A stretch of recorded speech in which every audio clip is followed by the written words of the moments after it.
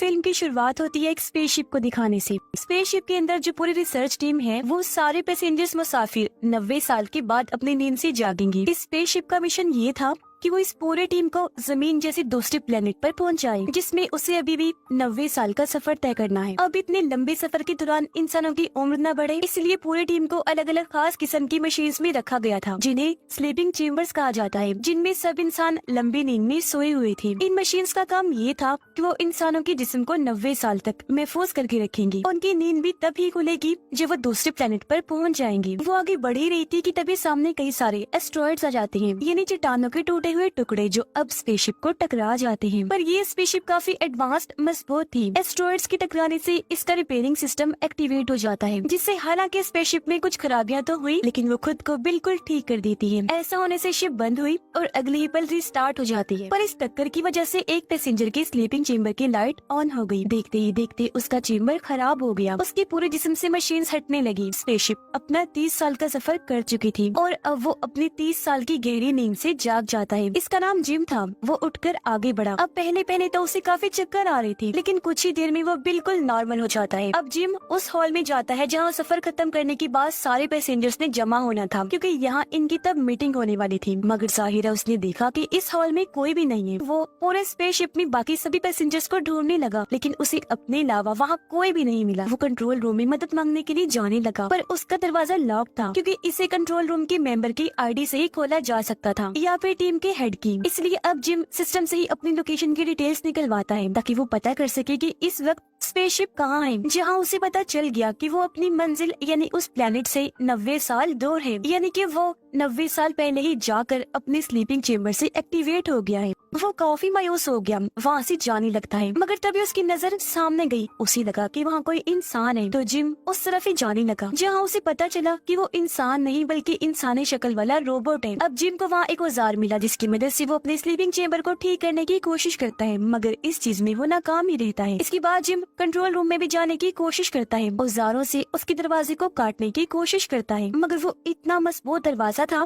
कि इसे कुछ भी करना नामुमकिन था। आगे बढ़कर जिम ने देखा कि अब स्पेसशिप की बाकी फंक्शंस में भी खराबी आ रही है, मगर वो इन चीजों को नजरअंदाज करके रोबोट के पास जाकर बैठ गया। उसे कहने लगा कि मुझे ऐसा लगता है जैसे मैं हमेशा के लिए इस स्पेसशिप में फंस गया हूँ, कोई मेरी मदद को नहीं आएगा, मैं अकेला ही मर जाऊंगा इधर। ये सुनकर रोबोट कहता है कि इंसानों की यही खामियां हैं, उन्हें हमेशा वो चाहिए जो उन्हें पसंद हो और जो उनके पास ना हो, और उस चीज के साथ खुश रहना चाहिए जो आपके पास है। उसकी ये बातें कहीं न कहीं जिम पर असर कर जाती है, इसलिए स्पेसशिप में जो था वो उनसे फायदा उठाने लगा, खुशी खुशी आगे अपनी जिंदगी जीने लगता है। स्पेसशिप में करने को खेलने को बहुत कुछ था, तो वो सब करके ही जिम अपना वक्त गुजारता है। तभी उसका पैर फिसल गया, वो नीचे गिर जाता है। अचानक उसकी नजर एक स्लीपिंग चेम्बर पर गई, जिसके अंदर एक लड़की लेटी हुई थी। इसका नाम अरोरा होता है। अब जब ये लोग जमीन पर थे तो वहाँ जिम अरोरा को पसंद करता था, इसलिए अब वो वीडियो में उसका इंटरव्यू देख देख कर ही अपना वक्त गुजारा करता था। अब उसके दिमाग में ये आता है कि मैं अरोरा को भी नींद से टाइम से पहले ही जगा देता हूँ। अब वो जानता था कि ये करना गलत है, मगर आखिर में वो इस फैसले पर पहुंचा कि मैं अरोरा को नींद से जगाऊंगा। अब क्योंकि उसके बाल और शेव काफी बढ़ गई थी, तो वो अपने बाल कटिंग करने लगता है, जिसके बाद अपना औजारों वाला बॉक्स लेकर अरोरा के चेम्बर के पास आ जाता है। वो एक औजार से उसके चेम्बर के सिस्टम को करंट दे देता है। ऐसा करने से चेम्बर खराब हुआ, खुल जाता है, मगर इससे पहले उसकी आंखें खुलती, वो अपने पास जिम को देखती, वो अपना औजारों वाला बॉक्स लेकर भाग जाता है। सभी औजार किसी जगह पर छुपा देता है, ताकि अरोरा को ये बात पता ना चल सके कि उसके साथ ऐसा मैंने किया है। जिसके बाद अरोरा अपनी नींद से जाकर आगे बढ़ी, और अब जब दोनों का आमना सामना हुआ तो अरोरा उससे पूछती है कि टीम के बाकी लोग कहाँ पर हैं? कोई नजर नहीं आ रहा। इस पर जिम उसे बता देता है कि तुम्हारा और मेरा स्लीपिंग चेम्बर खराब हुआ है। साथ ही वो घबरा भी रही थी, इसलिए वहाँ जाकर देखती है जहाँ सबकी चेम्बर्स रखी हुई थी। वो देख लेती है कि जिम सही कह रहा था।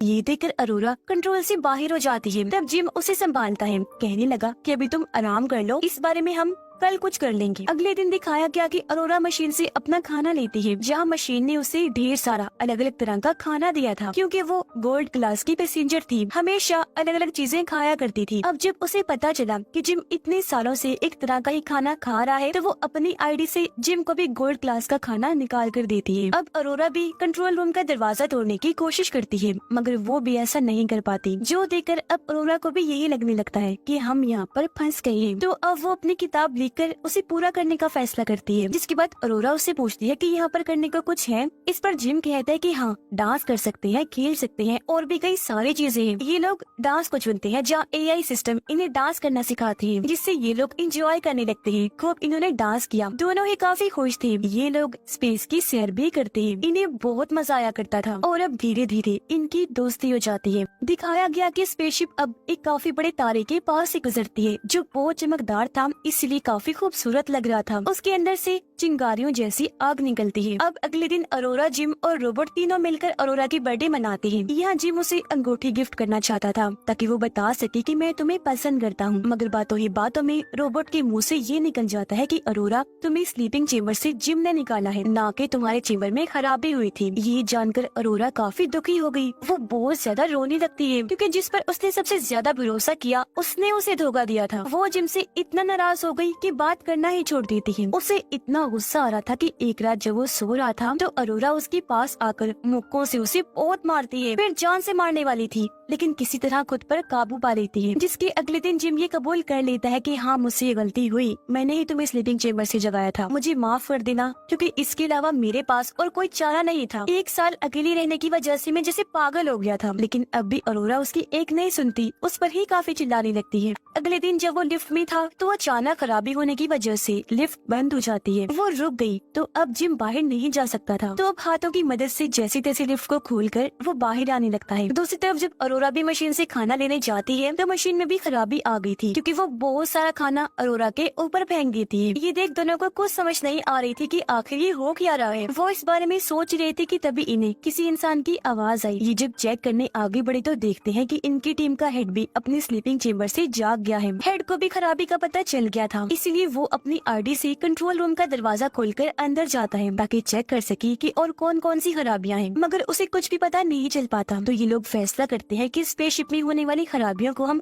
खुद ही चेक करेंगे। तीनों जब आगे बढ़े तो इन पर एक रोबोट गिर जाता है, मगर वो जमीन पर गिरकर टूट गया था। ये देखकर हेड बताता है कि ये 15वां रोबोट है जो खराब होकर टूट गया है। अब हेड अरोरा की स्लीपिंग चेम्बर को जाकर चेक करता है। उसे पता चल गया था कि इसे जिम ने खराब करके खोला है। हेड उसे कुछ भी नहीं कहता, क्योंकि उसे भी इस बात का पता था कि एक साल इंसान वाकई अकेला रहकर पागल हो सकता है। अब अचानक ही हेड की तबीयत खराब होने लगी। वो जब अपने कमरे में आया तो देखता है कि मेरे मुंह से खून आ रहा है। अब एक रात स्पेसशिप की लाइट अपने आप ही चली जाती है, जिस वजह से इस जगह की ग्रेविटी पूरी तरह से बंद हो गई थी। ग्रेविटी यानी जो किसी चीज या इंसान को जमीन पर रोके रखती है, और अब ऐसा होने से ये लोग हवा में उड़ने लगते हैं। अरोरा जो पूल में थी, लाइट बंद होने की वजह से एक काफी बड़े पानी के बबल में आकर फंस गई थी। वो बाहर नहीं निकल सकती थी, तो अंदर रहकर उसका दम घुटने लगा। उसकी हालत खराब होने लगी थी, पर इससे पहले उसकी जान चली जाती। स्पेसशिप रीस्टार्ट हो जाती है क्योंकि बिजली वापस आ गई थी। ऐसा होते ही अरोरा भी पुल से बाहर आ गई और जिम जो उड़ रहा था वापस अपने बेड पर आ जाता है। जिसके बाद ये तीनों खराबियां AI सिस्टम में देखने लगते हैं। ये पता चला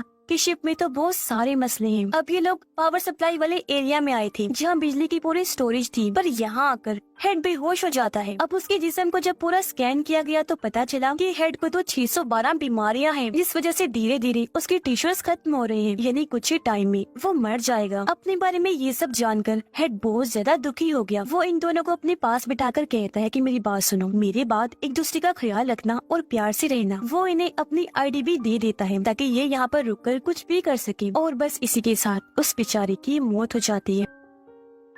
उसकी लाश को वही छोड़कर अरोरा और जिम शिप की खराबियों को ठीक करने के लिए आगे बढ़े, मगर तभी अचानक एक ऐसी खराबी आई कि ये दोनों और आसपास की हर चीज हवा में उड़ जाती है। रोबोट में भी ऐसी गड़बड़ी आ गई कि वो खुद को ही नुकसान पहुंच जा रहा था, जो देखकर अरोरा जल्दी से उसके पास गई, उसके सिस्टम को ही बंद कर देती है। जिसके बाद वो दोनों एक बार फिर आगे बढ़ के स्पेसशिप के सारे हिस्सों को बदलने लगते हैं। ऐसा करने के बाद वो पावर सप्लाई रूम के बाहर आए। इन्होंने जैसे दरवाजा खोला तो अंदर एक काफी बड़ा सुराख था, जिसकी तरफ अब ये दोनों खींचने लगते हैं, मगर ये खुद को कंट्रोल करके उस सुराख को बंद कर देते हैं। खुद को संभालने के बाद इन्होंने देखा कि शिप में उस जैसे और भी कई सारे सुराख हैं, और अब जब ये मेन पावर सप्लाई के सिस्टम के पास आई तो पता चला कि बिजली का पूरा सिस्टम खराब हो गया है। इसलिए वो जल्दी से सभी हिस्सों को बदलने लगते हैं, मगर खराबी की वजह से स्पेसशिप में हीट गर्मी इकट्ठा होने लगती है, जिसे बाहर निकालने के लिए इन्होंने लीवर खींचा, पर गेट खुलता ही नहीं। और अब अगर जल्दी हीट को बाहर ना निकाला गया तो यहाँ धमाका हो जाएगा। ये देखकर जिम अब खुद ही सूट पहनकर बाहर आया और उस तरफ जाने लगता है जहाँ से हीट को बाहर निकालना था। शिप के अंदर का टेम्परेचर काफी बढ़ गया था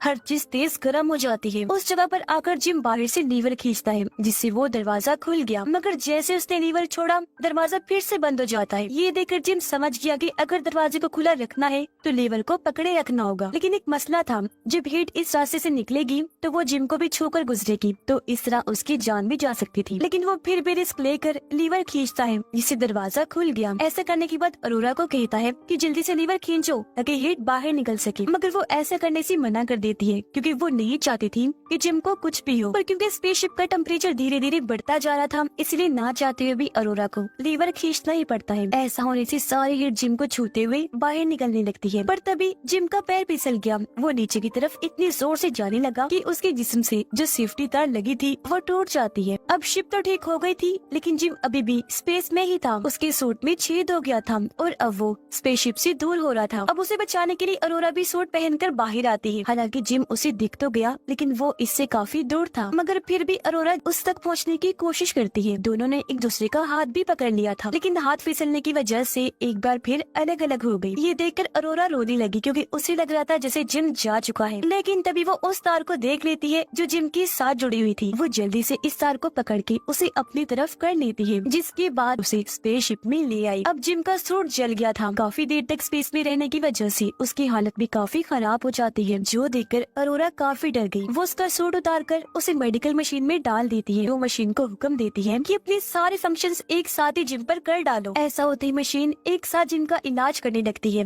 मगर उसकी हालत में जरा भी बदलाव नहीं आता। मगर खुशकिस्मती से कुछ ही देर में जिम की आंखें खुल जाती हैं, जो देखकर अरोरा बहुत ज्यादा खुश हो जाती है। जिम की हालत बेहतर होते ही ये दोनों पूरे स्पेसशिप को ठीक कर देते हैं, जिसके बाद इज्जत के तौर पर हेड की लाश को कपड़े पहनाकर बैच लगाते हैं और उसे स्पेसशिप में छोड़ दिया जाता है। अब जिम को एक और स्लीपिंग चेम्बर मिलता है जो बिल्कुल ठीक था। उसमें इन दोनों में से कोई एक जाकर सो सकता था, इसलिए वो अरोरा को कहता है कि तुम वापस जाकर लेट जाओ, फिर 90 साल के बाद ही जागना, जहाँ तुम्हारी आंखें खुलने पर तुम्हारे सामने वो दूसरा प्लेनेट होगा। मगर अरोरा उसे ऐसा करने से मना कर देती है कि नहीं, मैं तुम्हें अकेला छोड़ के नहीं जाऊंगी, हम साथ मिलकर रहेंगे, जो भी अंजाम होगा मैं उसके लिए तैयार हूँ। ये कुछ और साल यहाँ गुजारते हैं, जहाँ एक दिन जिम अरोरा को वो अंगूठी दे ही देता है, जो पहनकर वो बहुत ज्यादा खुश हो जाती है। और अब इसके बाद हम सीधा पूरे 90 साल के बाद का वक्त देखते हैं, जहाँ वो स्पेसशिप आखिरकार उस प्लेनेट तक पहुँच गई थी, यानी अपनी मंजिल तक। ऐसा होते ही सभी मेंबर्स नींद से जाग जाते हैं, पर जब ये स्पेसशिप से उतरने लगी तो इन्होंने देखा कि पूरे स्पेसशिप में पेड़ पौधे उगे हुए हैं, जो अरोरा और जिम ने उगाए थे। पर क्योंकि इतने साल गुजर गए थे तो उनकी मौत हो गई थी, मगर उन्होंने काफी सारे अच्छे कामों में से ये भी किया कि स्पेसशिप को ठीक कर दिया। तभी ये लोग अपनी मंजिल तक पहुँच पाए। और इसी के साथ ये कहानी इधर ही खत्म हो जाती है।